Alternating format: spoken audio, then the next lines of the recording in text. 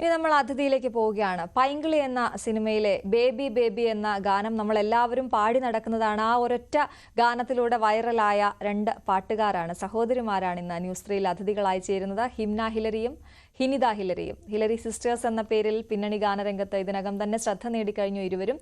സ്വാഗതം രണ്ടുപേർക്കും ന്യൂസ് 3യിലേക്ക്.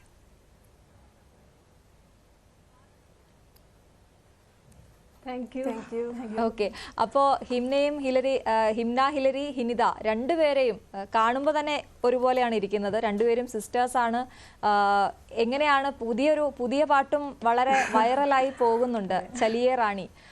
അതും ആരാധകർ ഏറ്റെടുത്ത് കഴിഞ്ഞു. അപ്പോൾ ആദ്യം ഞാൻ ഹിംനയിൽ നിന്ന് തുടങ്ങാം. ഹിംന, എങ്ങനെ പോകുന്നു സംഗീത ജീവിതം? ഇപ്പോൾ പുതിയ പാട്ട് ഏറ്റെടുത്തിരിക്കുന്നു, ആരാധകർ എന്താണ് അങ്ങനെ സന്തോഷം ഞങ്ങളോട് എങ്ങനെ പങ്കുവയ്ക്കുന്നു?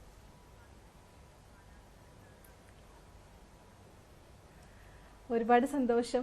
ഈ പറഞ്ഞ പോലെ കുറച്ച് പാട്ടുകളാണ് പാടിയിട്ടുള്ളതെങ്കിൽ പോലും അത് ഒരുപാട് ജനങ്ങളെ ഏറ്റെടുത്തു ഉള്ളതിൽ ഒരുപാട് സന്തോഷം. അതുപോലെ തന്നെ ഈ ഇടയ്ക്ക് ലേറ്റസ്റ്റ് ആയിട്ട് നമ്മുടെ സാഹസം മൂവിയിലെ ഓണം മൂടം എന്ന് പറഞ്ഞ സോങ് ഇറങ്ങിയായിരുന്നു. അത് ഫെജോയുടെ കൂടെ പാടിയായിരുന്നു. അപ്പൊ ആ സോങ്ങും ഇപ്പോൾ ഭയങ്കര വൈറലാണ്. 5 million+ വ്യൂസ് ഒക്കെ ആയി. അങ്ങനെ പോകുന്നു. അതാണ് സന്തോഷം. മ്യൂസിക് ജേണിയിൽ ഇപ്പോൾ ഫുൾ ടൈം മ്യൂസിക് ജേണിയിലോട്ട് നമുക്ക് നിൽക്കാൻ പറ്റുന്നതിൽ. അതെ അതെ ഹിംന, ഞാൻ അതിലേക്ക് വരികയായിരുന്നു. കാരണം ഓണം മൂഡ് ഈ ഓണം എന്തായാലും അതങ്ങ് കൊണ്ടുപോയി, നിങ്ങൾ എടുക്കുവാന്ന് വേണമെങ്കിൽ പറയാം. കാരണം പല സ്ഥലത്ത് നമ്മൾ ഓണത്തിന്റെ ഒരു മൂഡ് തുടങ്ങുമ്പോൾ തന്നെ നിങ്ങളുടെ പാട്ടാണ് കേൾക്കുന്നത്, നിങ്ങളുടെ വോയിസ് ആണ് കേൾക്കുന്നത്. അപ്പൊ അതിന്റെ ഒരു സന്തോഷം ഭയങ്കരമായിരിക്കും അല്ലേ, നമ്മളൊരു സീസൺ അങ്ങ് എടുക്കുന്നു എന്ന് പറയുമ്പോൾ?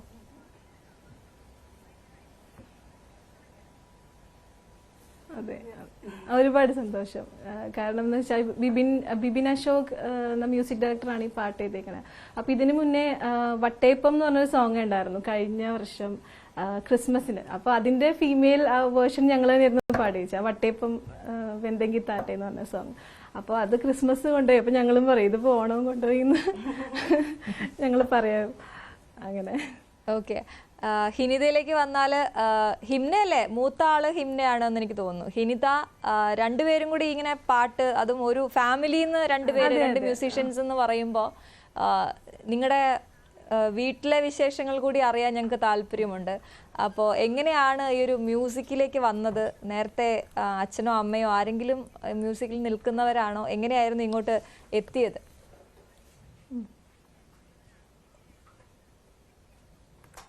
ആക്ച്വലി അപ്പച്ചൻ ഫാദർ പാട്ട് പാടും. അപ്പോൾ അഫ്കോഴ്സ് പുള്ളിയുടെ കയ്യിൽ നിന്നാണ് നമുക്ക് പാട്ട് പാടാനുള്ള അവസരം, എന്താ പറയുക, അങ്ങനെയുള്ളൊരു കഴിവ് കിട്ടിയത്. അപ്പോൾ എന്താ പറയുക, വളരെ സന്തോഷമുണ്ട് ഇങ്ങനെ ഒരു അവസരത്തിൽ ഇവിടെ ഇപ്പോൾ നിൽക്കാൻ പറ്റിയതിൽ. ആൻഡ് ഓണം മൂഡ് ഇപ്പോൾ വൈറലാണ്. അപ്പോൾ ഞങ്ങൾ അതിൻ്റെ വിശേഷം കൂടി പറയാനായിട്ടാണ് ഇവിടെ വന്നിട്ടുള്ളത്. അപ്പോൾ താങ്ക് യു സോ മച്ച്. തീർച്ചയായിട്ടും രണ്ടുപേരും കൂടി നമുക്ക് ഓണം മൂടൊന്ന് പാടിയാലോ? ശരിക്കും ഈ ഓണം നിങ്ങൾ തൂക്കി എന്നൊക്കെ നമ്മൾ കമന്റിലൊക്കെ വായിക്കാറില്ലേ, അതുപോലെ ആ ഓണം മൂടൊന്ന് പാടിയാലോ? മ്യൂസിക്കിന്റെ ഒരു അഭാവം ഉണ്ട്, അതറിയാമെങ്കിലും ഞങ്ങൾ അതങ്ങ് ക്ഷമിച്ച് അത് ഞങ്ങൾക്കൊന്ന് കേൾക്കണം എന്നുണ്ട് രണ്ടുപേരുടെയും ഭാഗത്ത്.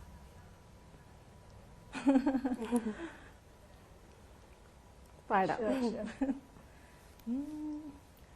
ഒറ്റപ്പൊളിയിൽ കൊച്ചി തിരുവനന്തപുരം മൊത്തം മലബാറും വള്ളത്തൊടിയിൽ കൊല്ലം ആലപ്പുഴ പത്തനംതിട്ടയും കട്ടക്കൊരുങ്ങി കുട്ടപ്പൊലിപ്പില് കൊട്ടയം പട്ടണം മട്ടത്തിടുക്കിയും തൃശ്ശൂർ പേരൂരും മൊത്തക്കരകളും.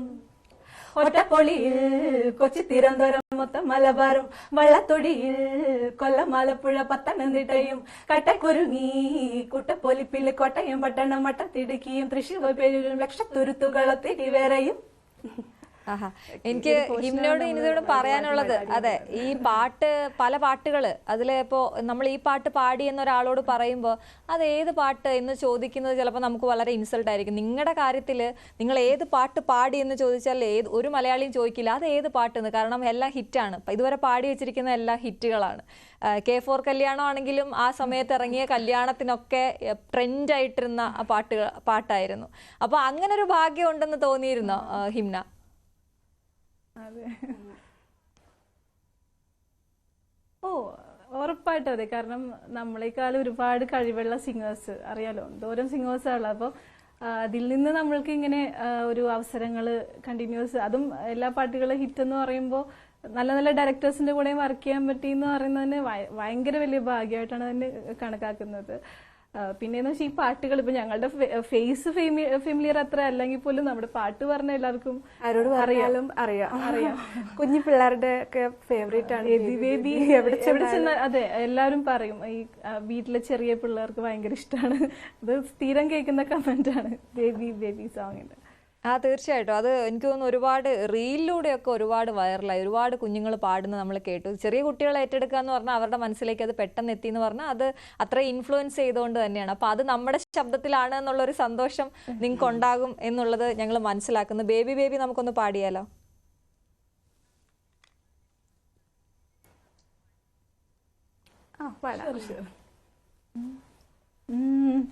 ബേബി ബേബി മഹാപാപി പാപി തോന്യാവാസി കുലദ്രോഹി ദ്രോഹി നീ നരച്ച് നരച്ച് വെളുക്കട്ടെ, കഴിച്ച് കഴിച്ചു കൊഴുക്കട്ടെ, അടപ്പ് തരച്ച് നടക്കട്ടെ, മനസ്സ് മടുക്കട്ടെ, പനിച്ച് പനിച്ച് കിടക്കട്ടെ, ചുമച്ച് ചുമച്ച് കൊരക്കട്ടെ, പതുക്കെ പതുക്കെ മുടിയട്ടെ, തൊലയട്ടെ. Baby baby baby baby baby baby നീ what are you doing baby? Baby baby baby നീ what are you doing baby? നാട്ടാര് പ്രാഗണ് ബേബി, നിന്റെ വീട്ടാരും പ്രാഗണ് ബേബി. നാട്ടാര് പ്രാഗണ് ബേബി, നിന്റെ വീട്ടാരും പ്രാഗണ് ബേബി. അടിപൊളി. അപ്പോൾ നേരത്തെ പറഞ്ഞതുപോലെ നിങ്ങളുടെ മുഖം എല്ലാവർക്കും അറിയില്ലായിരിക്കും, പക്ഷെ ഈ ശബ്ദം എല്ലാവരുടെയും ചെവിയിലുണ്ട് എന്നുള്ള അത്രത്തോളം ഹിറ്റായി ആ പാട്ട്. എനിക്ക് തോന്നുന്നു സിനിമയേക്കാൾ ഹിറ്റായി ഒരു വിധത്തിൽ പറഞ്ഞാൽ ആ പാട്ട് ഒരുപാട് പേര് പാടി നടന്നതാണ്. ഈ സിനിമയിലേക്ക് വരിക എന്നുള്ളത് എപ്പോഴും സിംഗേഴ്സിൻ്റെ ഒരു അൾട്ടിമേറ്റ് ആഗ്രഹമാണല്ലോ. അപ്പോൾ അതിലേക്ക് വേഗം എത്താൻ കഴിഞ്ഞിരുന്നോ രണ്ടുപേർക്കും? പ്രത്യേകിച്ച് രണ്ടുപേരും ഇങ്ങനെ സിസ്റ്റേഴ്സ് ആയിട്ടുള്ളവർ അങ്ങനെ വരുന്നത് വളരെ റെയറാണല്ലോ. അപ്പോൾ ഒരുമിച്ച് പാടുക എന്ന് പറഞ്ഞതും അങ്ങനെ റെയറാണ്. അപ്പോൾ ആ വെള്ളിത്തിരയിലേക്കുള്ള വരവ് എങ്ങനെയായിരുന്നു?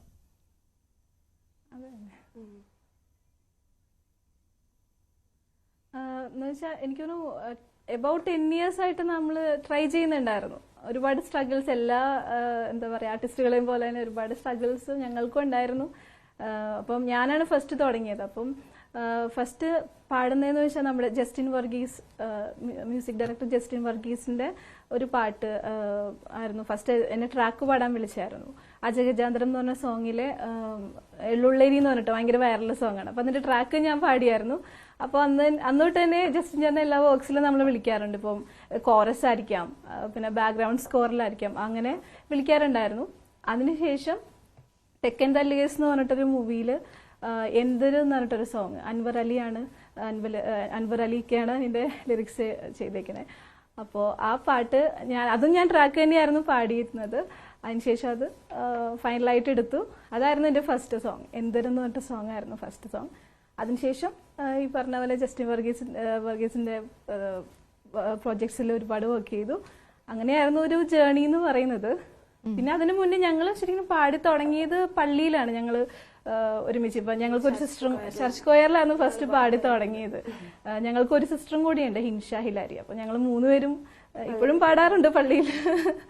അപ്പോൾ പള്ളിയിലാണ് ഞങ്ങളുടെ ഫസ്റ്റത്തെ ഒരു സ്റ്റാർട്ട് ചെയ്തതെന്ന് പറയാം മ്യൂസിക് ജേർണി.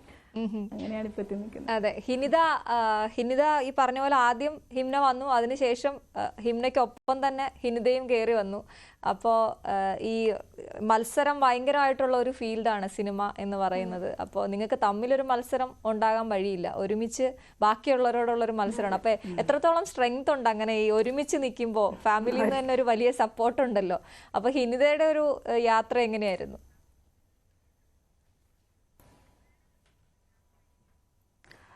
എന്നെ സംബന്ധിച്ച് ചേച്ചിയുടെ ഒപ്പം പാടുക എന്ന് പറയുന്നത് വളരെ എന്താ പറയുക സ്പെഷ്യൽ ആയിട്ടുള്ളൊരു കാര്യമാണ്.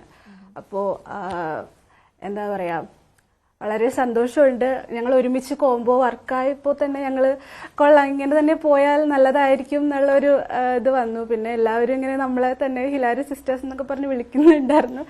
അപ്പോൾ ഞങ്ങൾ പറഞ്ഞു ഓക്കെ, അങ്ങനെ നമുക്ക് ഒരു കോംബോ പോയാൽ എങ്ങനെയുണ്ട്, അങ്ങനെ നന്നായിരിക്കും എന്ന് വിചാരിച്ച്. അതിൻ്റെ ഒപ്പം തന്നെ ഇങ്ങനെ ബേബി ബേബി സോങ് ഫസ്റ്റ് തന്നെ പാടാൻ പറ്റി. ജസ്റ്റിൻ ചേട്ടൻ ഞങ്ങൾ രണ്ടുപേരും കൂടെ അങ്ങനെ വിളിച്ചപ്പോൾ അങ്ങനെ പാടാൻ പറ്റിയത് തന്നെ വളരെ സന്തോഷം. ഇപ്പോൾ അങ്ങനെ ഇപ്പൊ നമ്മളുടെ പുതിയ ന്യൂ ഇൻഡിപെൻഡന്റ് സോങ് വന്നായിരുന്നു, ചലിയ റാണി എന്ന് പറഞ്ഞിട്ട്. അപ്പൊ ഞങ്ങൾ രണ്ടുപേരും കൂടിയാണ് ഇത് ചെയ്തിരിക്കുന്നത്. അതും സന്തോഷം. അതെ അതെ, ഞാൻ അതിലേക്ക് വരികയായിരുന്നു ഹിനിത. അതിലേക്ക് വരുന്നതിന് മുമ്പ് ഇൻഡിപെൻഡന്റ് മ്യൂസിക്കിനെ കുറിച്ച് പറഞ്ഞു. മലയാളികൾ അത് ഒരുപാട് ഇഷ്ടപ്പെടുന്നുണ്ട്, അല്ലെങ്കിൽ സിനിമാ പാട്ടുകൾക്ക് അപ്പുറത്തേക്ക് കവർ സോങ്സ് ഒരുപാട് നിങ്ങൾ പാടിയിട്ടുണ്ട്. അപ്പോൾ തുടക്കം എന്താണെന്ന് ചോദിച്ചാൽ കൃത്യമായിട്ട് പറയാൻ പറ്റാത്തതുപോലെ ഇൻഡിപെൻഡന്റ് മ്യൂസിക്കിലേക്ക് വന്നവരാണ് നിങ്ങൾ. ശരിക്കും മലയാളികളല്ലേ, അറിയുന്ന കുറേ ആളുകൾക്ക് അപ്പുറത്തേക്ക് നിങ്ങൾ അത് നേരത്തെ തന്നെ, വളരെ നേരത്തെ തന്നെ ചെയ്തിരുന്നു എന്നുള്ളതാണ്.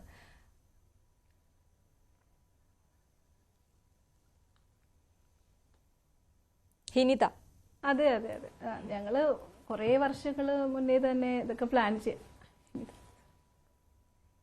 അതെ അതെ, പറഞ്ഞ പോലെ നമ്മൾക്ക് വളരെ നാളായിട്ടുള്ള ആഗ്രഹമാണ് ഇങ്ങനെ ഒരു ഇൻഡിപെൻഡന്റ് സോങ് ചെയ്യണം എന്നുള്ളത്.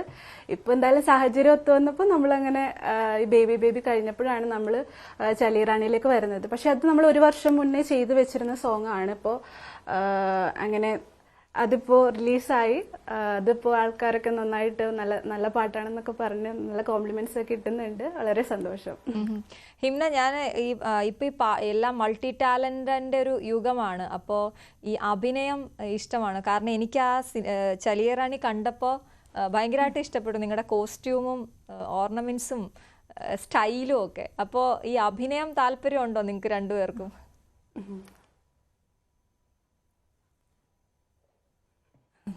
ഒരിക്കലും ഇല്ല, അഭിനയം അങ്ങനെ ചിന്തിച്ചിട്ടേ ഇല്ല അതിനെപ്പറ്റി. പിന്നെ ഞങ്ങളിപ്പോ ഇൻഡിപെൻഡന്റ് മ്യൂസിക് ആകുമ്പോൾ ഇനിയിപ്പോ നമ്മൾ ഫ്യൂച്ചറിലും ചെയ്യേണ്ടി വരുമല്ലോ, ഉറപ്പായിട്ടും ചെയ്യേണ്ടി വരും, തീം ബേസ്ഡ് ആയിട്ടോ അങ്ങനെയൊക്കെ. അപ്പോൾ എന്താണെങ്കിലും വേണം. പക്ഷെ ഇതിന് ഈ ഇൻഡിപെൻഡന്റ് മ്യൂസിക്കില് പുറത്തേക്ക് ഒരു അഭിനയം അങ്ങനെ താല്പര്യം ചിന്തിച്ചിട്ടില്ല അങ്ങനെ. ആ ചലിയ റാണിയെ കുറിച്ച് പറയാമോ? നമ്മളെപ്പോഴും ഒരു ഇൻഡിപെൻഡന്റ് മ്യൂസിക് അല്ലെങ്കിൽ സോങ് എന്നൊക്കെ പറയുമ്പോൾ അതിനെക്കുറിച്ച് കുറച്ച് റിസർച്ചും കാര്യങ്ങളൊക്കെ വേണ്ടി വരും. പുതുതായി എന്ത് ആളുകൾക്ക് കൊടുക്കാം എന്ന് ചിന്തിക്കുമല്ലോ. എന്താണ് ചലിയ റാണിയിലൂടെ ആളുകളിലേക്ക് കമ്മ്യൂണിക്കേറ്റ് ചെയ്യാൻ ശ്രമിച്ചത്? അതിന്റെ തീമിനെ കുറിച്ചൊക്കെ ഒന്ന് പറയാമോ ഹിംന?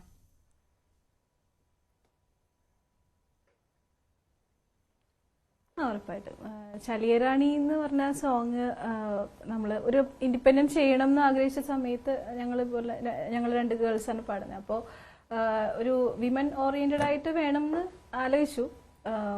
അപ്പോൾ നോർമലി കേട്ട് പഴക്കമുള്ള എപ്പോഴും കുറച്ചുകൂടി സീരിയസ് ആയിട്ടുള്ള സബ്ജക്ട്സ് കാര്യങ്ങളൊക്കെ ആയിരിക്കും നോർമലി വിമൻ ഓറിയന്റഡ് ആയിട്ടുള്ള ഇൻഡിപെൻഡന്റ് മ്യൂസിക്സ് വരുമ്പോൾ. അപ്പോൾ ഞങ്ങൾ അതിൽ നിന്ന് ഡിഫറെൻ്റ് ആയിട്ട് ഒരു ഹാപ്പിനെസ്, മൊത്തത്തിലൊരു നെഗറ്റീവ് സൈഡ് ഒന്നുമില്ലാതെ ഒരു വിമൻഹുഡ് സെലിബ്രേറ്റ് ചെയ്യുന്ന കൈൻഡ് ഓഫ് ഒരു സബ്ജക്ട് വേണം എന്നുണ്ടായിരുന്നു. അപ്പോൾ ഞാൻ തന്നെയാണ് അങ്ങനെ ചെയ്യാൻ പറഞ്ഞത്. അപ്പോൾ ഇതിന്റെ മ്യൂസിക് ഡയറക്ടർ എബിൻ പള്ളിച്ചാൻ എന്ന് പറഞ്ഞിട്ട്, എബിൻ ചേട്ടൻ, ആളും ഒരുപാട് മ്യൂസിക്കലി കുറേ കാര്യങ്ങൾ കുറേ ഡയറക്ടേഴ്സിനോട് വർക്ക് ചെയ്തിട്ടുണ്ട്, കുറേ സിനിമകളൊക്കെ ചെയ്തിട്ടുണ്ട്, ആളുടെ വരാനൊക്കെ ഇരിക്കുന്നുണ്ട്. അപ്പോൾ എബി ചേട്ടനോട് ഡിസ്കസ് ചെയ്തു. അതുപോലെ തന്നെ ഇതിന്റെ ലിറിക്സ് സന്ദീപ് സജീവ് എന്ന് പറഞ്ഞിട്ട്, ഇവർ രണ്ടുപേരും എൻ്റെ ഫ്രണ്ട്സാണ്. അപ്പോൾ നമുക്ക് അത്രയും സ്പേസ് ഉണ്ട് അങ്ങോട്ട് ഇങ്ങോട്ട് ഡിസ്കസ് ചെയ്യാനും കാര്യങ്ങളും. ഞങ്ങൾ എല്ലാവരും കൂടി, ഈവൻ എബിച്ചേട്ടൻ കാനഡയിലാണ് ഇപ്പോഴും, സ്റ്റിൽ അവിടെ തന്നെയാണ് ഉള്ളത്. അപ്പോൾ മൊത്തത്തിൽ ലിറിക്സിസ്റ്റ് ആണെങ്കിൽ സൗദിയിൽ. അപ്പോൾ ഞങ്ങൾ മൊത്തം ഫുൾ ടൈം ഇങ്ങനെ വീഡിയോ കോൾ, ഗ്രൂപ്പായിട്ടുള്ള കോൾസിൽ കൂടെ ഒരുപാട് ഡിസ്കസ് ചെയ്തിട്ടാണ് അങ്ങനെ ഒരു തീമിലേക്ക് വരുന്നത്. പിന്നെ എബിച്ചേട്ടന് ഒരുപാട് കഴിവുള്ള ആളാണ്. അപ്പോൾ ആളുടെ ഒരു മേജർ ഒരു പാർട്ട് എന്ന് പറയുന്നത് അതിന്റെ മ്യൂസിക്കാണ്. അപ്പോൾ എബിച്ചേട്ടനാണ് ഓൾ ക്രെഡിറ്റ്സ് എന്ന് പറയാം. പിന്നെ അതിന്റെ വിഷ്വൽസ് ഞാൻ തന്നെയാണ് ഡയറക്ട് ചെയ്തിട്ടുണ്ടായിരുന്നത്. കോസ്റ്റ്യൂം ഇപ്പൊ പറഞ്ഞ പോലെ ഞങ്ങൾ 3 പേരുണ്ടല്ലോ വീട്ടിൽ, 3 ഗേൾസ് ഉള്ളതുകൊണ്ട് തന്നെ ഞങ്ങൾക്ക് വളരെ എളുപ്പമാണ്. ഇപ്പൊ എന്തെങ്കിലും സജഷൻസും ക്രിറ്റിസിസം എല്ലാം അങ്ങോട്ടും ഇങ്ങോട്ടും നന്നായിട്ട് ഡിസ്കസ് ചെയ്യുമ്പോൾ ഒരു ഫൈനൽ ഔട്ട്പുട്ട് നന്നായിട്ട് കിട്ടാറുണ്ട്. അങ്ങനെ അപ്പൊ എന്റെ അനിയത്തി ഹിൻഷയാണ് ഒരു കോസ്റ്റ്യൂം എല്ലാം ചെയ്തത്, സ്റ്റൈലിംഗ് ചെയ്തത്. അങ്ങനെ മൊത്തത്തിലൊരു ഗ്രൂപ്പായിട്ട് ഉള്ള, ഈവൻ സെറ്റിന്റെ കാര്യത്തിൽ പോലും നമ്മള് എല്ലാവരും, ഈവൻ ഞങ്ങള് വരെ അതിൽ പണിയെടുത്തിട്ടുണ്ട്. അങ്ങനെയായിരുന്നു. ചെറിയറാണിയും നന്നായി തന്നെ ഇത്രയും പേരുടെ ഒരു കൂട്ടായ്മയുടെ വിജയമാണ് അത്. ആ പാട്ട് കാണുമ്പോഴും കേൾക്കുമ്പോഴും നമുക്ക് മനസ്സിലാവും. നമുക്ക് റാപ്പിനോടൊക്കെ ആളുകൾക്ക്, മലയാളികൾക്ക് ഒരുപാട് ഇഷ്ടം തോന്നി തുടങ്ങിയിരിക്കുന്നത്. ഞാൻ പറഞ്ഞ നേരത്തെ ഇഷ്ടമല്ല എന്നല്ല, പക്ഷെ ആളുകളുടെ എണ്ണം കൂടുന്നു, റാപ്പൊക്കെ ഇഷ്ടപ്പെടുന്നവരുടെ എണ്ണം കൂടുന്നു എന്ന് തോന്നിയിട്ടുണ്ടോ? അങ്ങനെയാ നിങ്ങളുടെ പാട്ടുകളെല്ലാം ഫാസ്റ്റുമാണ്.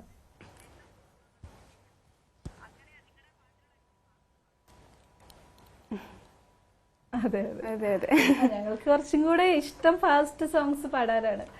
എന്ന് വെച്ചാൽ പക്ഷെ ഞങ്ങൾ കേൾക്കാറുള്ളത് മെലഡി സോങ്സ് ആണ്. ചിത്രാമ്മയുടെയും പിന്നെ എന്താ പറയാ ലെജൻസ് ദാസേട്ടന്റെയും പാട്ടുകളൊക്കെയാണ് നമ്മളെപ്പോഴും കേൾക്കാറുള്ളത്. പക്ഷെ പാടാൻ ഇഷ്ടം ഇങ്ങനത്തെ സോങ് ആണ്.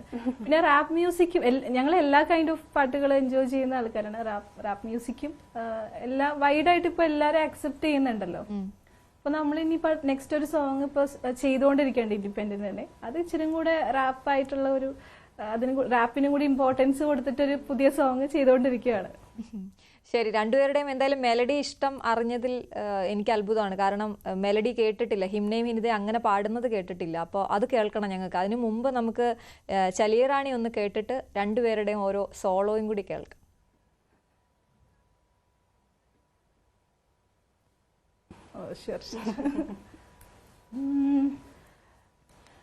കണ്ണടയ്ക്കുന്നില്ലേ കാട്ടുമല്ലിപ്പൂവേ, കണ്ണു വച്ചോ പൊന്നെ ഭൂതമാനം മെല്ലെ, പൂത്ത തെന്നൽ പിന്നെ തെന്നെ കണ്ട പിന്നെ തമ്മിൽ തല്ലേ കണ്ണിറക്കി നിന്നെ, ഉലകം വെച്ചേതടാ ചലിയ റാണി, ഉറക്കം കെടുത്തിട്ടതാ ചലിയ റാണി, ഒടിഞ്ഞ പൂക്കും പില കൂട് കൂട്ടുന്ന കിളി നീ സുല്ലേ, യഹി അമ്പർ പർ മേരെ സ്വപ്നത്തിൻ വരവായെന്ന്, കനവെല്ലാം നിജമാകുന്നേ മാനേഗാ റാണി മുझे, യഹി അമ്പർ പർ മേരെ സ്വപ്നത്തിൻ വരവായെന്ന്, കനവെല്ലാം നിജമാകുന്നേ മാനേഗാ റാണി മുझे. ഈ പ്രാക്ടീസ് സെഷനൊക്കെ ഒരുമിച്ചായിരിക്കുമോ? നിങ്ങൾ വീട്ടിലെപ്പോഴും ഒരുമിച്ച് ഉണ്ടാകാറുണ്ടോ? തർക്കങ്ങളൊന്നും ഉണ്ടാവാറില്ല അങ്ങോട്ടും ഇങ്ങോട്ടും ഒക്കെ? ഇങ്ങനെ തന്നെയാണോ എപ്പോഴും? പാട്ട് കേൾക്കുമ്പോൾ ഒരേ ശബ്ദം ഒരേപോലെ തോന്നുന്നു, പക്ഷേ എങ്ങനെയാണ് ലൈഫിലും ഇങ്ങനെ തന്നെയാണോ? എല്ലാ കാര്യങ്ങളിലും ഇങ്ങനെ ഒരു ഒത്തൊരുമയുണ്ടോ?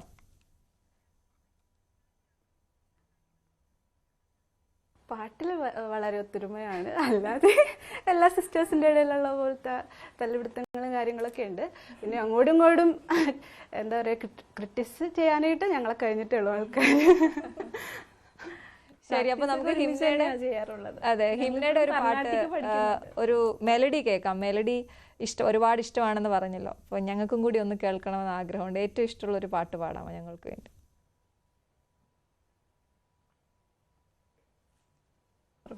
ഞാനത് മെലഡി പാടാൻ പറയുന്ന വിചാരിക്കാത്തോണ്ട് പ്രിപ്പയർ ചെയ്തിട്ടില്ല. എന്നാലും ഒരു പാട്ട് പാടാം.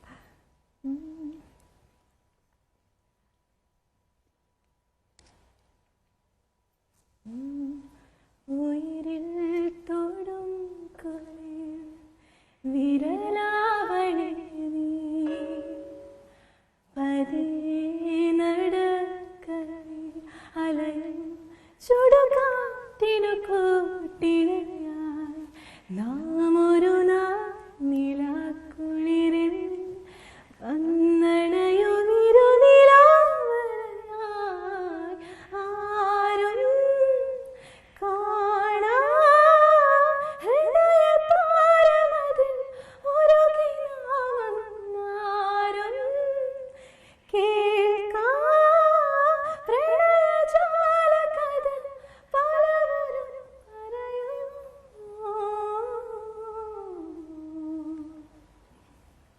ഓക്കെ, ഹിനിത, ഈ ഹിംനയുടെ പാട്ടുകൾ ക്രിറ്റിസിസത്തിന്റെ കാര്യം പറഞ്ഞതുകൊണ്ടാണ്, നമ്മൾ വീട്ടിൽ ഇതിനെക്കുറിച്ച് ചർച്ച ചെയ്യാറുണ്ടോ? എന്താ, എവിടെ പോയി, എങ്ങനെ നന്നാക്കണം, ഇതിനെക്കുറിച്ചൊക്കെ സംസാരിക്കാറുണ്ടോ?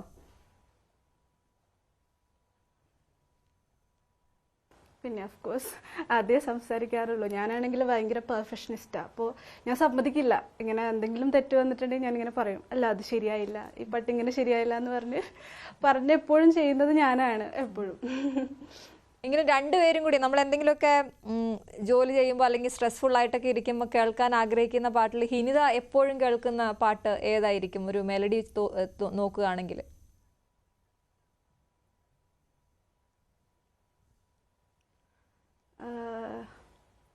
എനിക്ക് ചെരാതുകൾ എന്ന് പറഞ്ഞ പാട്ട് സുഷിൻ ശ്യാം എൻ്റെ വളരെ ഇഷ്ടമാണ്. അപ്പോൾ അതാണ് എനിക്ക് തോന്നുന്നത് കുറച്ചും കൂടെ ഞാൻ കേൾക്കാറുണ്ട് അത്. പാടിയാലോ?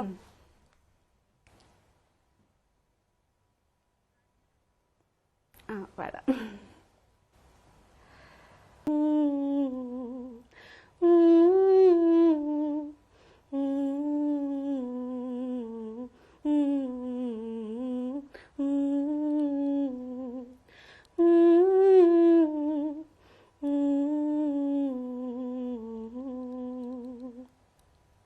ഹിംന, സ്റ്റേജ് ഷോസ് നമുക്ക് തരുന്നൊരു ഊർജം വേറൊന്നാണ്. അപ്പോൾ നിങ്ങൾ ഒരുമിച്ച് സ്റ്റേജ് ഷോസ് ഒക്കെ ചെയ്യാറുണ്ടോ? അപ്പോൾ ആളുകളിൽ നിന്ന് കൂടുതൽ പാട്ടിൻ്റെ ആവശ്യങ്ങളൊക്കെ വരുമല്ലോ, അവർ തന്നെ പറയുന്ന പാട്ടൊക്കെ നമ്മൾ പാടേണ്ടി വരും. അവരുടെ എനർജി അങ്ങനെയേ നമുക്ക് കിട്ടും സ്റ്റേജ് ഷോസിൽ നിൽക്കുമ്പോൾ.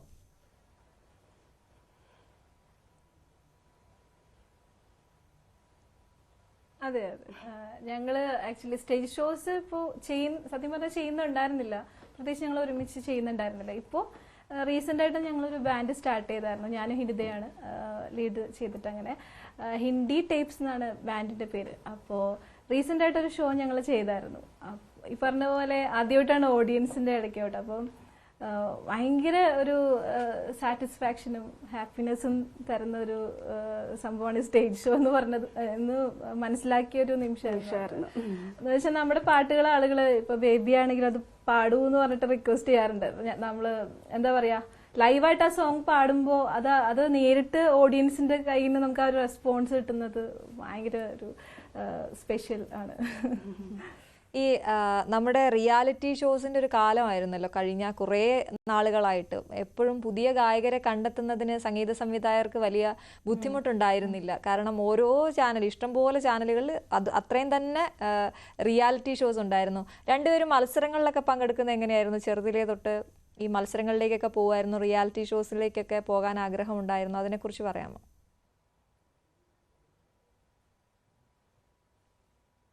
റിയാലിറ്റി ഷോയിൽ അങ്ങനെ ഞാൻ അങ്ങനെ ഇതുവരെ പാർട്ടിസിപ്പേറ്റ് ചെയ്തിട്ടില്ല. ചേച്ചി ചെയ്തിട്ടുണ്ടെന്ന് തോന്നുന്നു.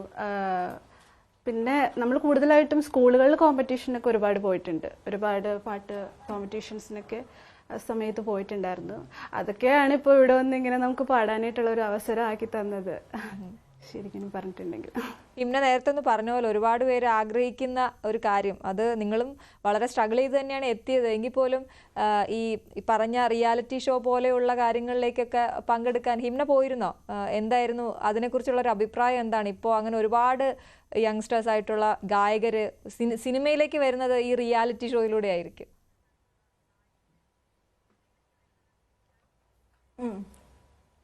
ഉറപ്പായിട്ടും അതെ, ഞാനും പോയിട്ടുണ്ട്. സത്യം പറഞ്ഞാൽ ഞാൻ 10th പഠിക്കുമ്പോഴും അങ്ങനെ ചെറിയ ഏജിലൊക്കെ നമ്മൾ ചെയ്തിട്ടുണ്ട്. അപ്പോൾ ഫൈനൽ സ്റ്റേജ് വരെയൊന്നും എത്തിയിട്ടൊന്നുമില്ല. എനിക്ക് തോന്നുന്നു ഈവൻ ഫസ്റ്റ് റൗണ്ടിൽ തന്നെ നമുക്ക് കിട്ടിയിട്ടില്ല ആ ടൈമിൽ. അപ്പൊ ആ സമയത്ത് നമ്മൾക്ക് ഒരുപാട് വിഷമം തോന്നിയിട്ടുണ്ട്. ഈ പറഞ്ഞ പോലെ അയ്യോ നമ്മൾ എങ്ങനെ ഇതിലേക്ക് എത്തും. പക്ഷെ മനസ്സിലെപ്പോഴും തോന്നിയിട്ടുണ്ടായിരുന്നു എന്തെങ്കിലും നമുക്കൊരു പ്ലേ ബാക്കിലോട്ട് എത്താൻ പറ്റുന്ന എവിടേക്കോ ആരും ഇരുന്ന് പറയുന്ന പോലെ ഒരു ഫീൽ ഉണ്ടായിരുന്നു.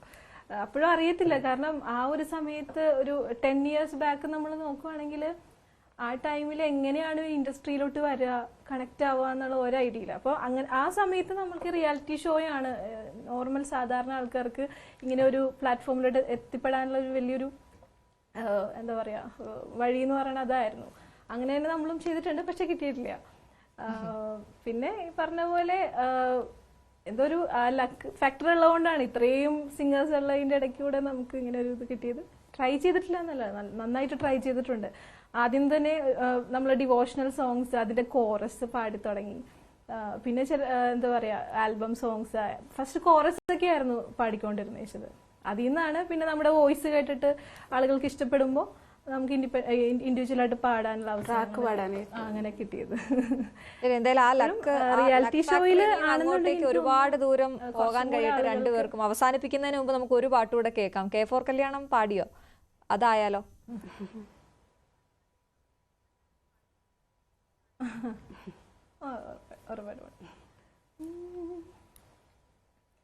ആയിരം ആശകളാണയിട്ടേ നിറകതിരുമുട്ടേ തൊട്ട് ശപഥമിട്ടേ നെഞ്ചുമ്മെ കനവുകൾ ഒരുക്കി വച്ചേ പലതടുക്കി വച്ചേ ചിലതൊതുക്കി വച്ചേ ഇരമെല്ലാം ചേരുന്നേ കുളിരങ്ങേ കേറുന്നേ കുളിരങ്ങേ കേറുന്നേ ഇത് കല്യാണരാവ് ഒരു പാട്ട് മൂളയത് കേട്ടുപാടി പല നാവിൽ ചേരണത് പല പൂവ് കൊണ്ടു ചെറു തോരണമായത് തീരണ പോലെ ഇത് വരി വരിയായി വിളമ്പിവര് തുരതുര നീ മധുരമിട തകിലുകളിൽ കാതുകൾ കാത്തിരുന്ന സ്വരമേ മൊഴി തേൻ കരിമ്പേ മിഴി നീർമൂനമ്പേ മുഖമാകെ ഒരാംബുജമായി വിരിഞ്ഞേ ഏടി വന്നേ ഓരങ്ങളൊക്കെ പിന്നെ കണക്ക് കൂട്ടി കാത്തിരിക്കണവള് സെറിമണിയേ കെ ഫോർ കല്യാണം വോട്ട് ബ്യൂട്ടിഫുൾ ഡേ. ഓക്കെ, അപ്പൊ ഞാൻ പറഞ്ഞ പോലെ ഈ ലക്ക് അങ്ങനെ തന്നെ തുടരട്ടെ, ഒരുപാട് സ്ക്രീനിൽ എഴുതി കാണിക്കട്ടെ ഹിംന ആൻഡ് ഹിനിത എന്ന് രണ്ടുപേരെയും. ഒരുപാട് പാട്ടുകൾക്കായിട്ട് ഞങ്ങൾ കാത്തിരിക്കുന്നു. ഞങ്ങൾക്ക് അതിഥിയായി എത്തിയതിന് വളരെയധികം നന്ദി. എല്ലാവിധ ആശംസകളും. Thank you so much.